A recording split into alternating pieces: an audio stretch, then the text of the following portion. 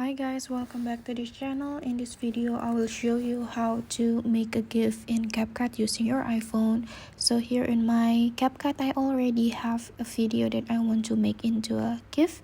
So what I have to do is click on this button, click this, and then choose GIF, and then you can choose the quality of the GIF. Here I'm going to choose the standard one because I don't have the pro version.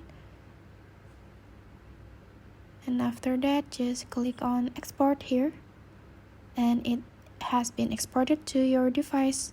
You can open it in your gallery and it results like this. So that's how you make a GIF in CapCut using your iPhone. Thank you guys for watching. If you find this tutorial helpful, remember to like this video and subscribe to this channel. You can also leave a comment down below if you have something you want to share to us. And I'll see you guys in another tutorial from this channel. Bye bye.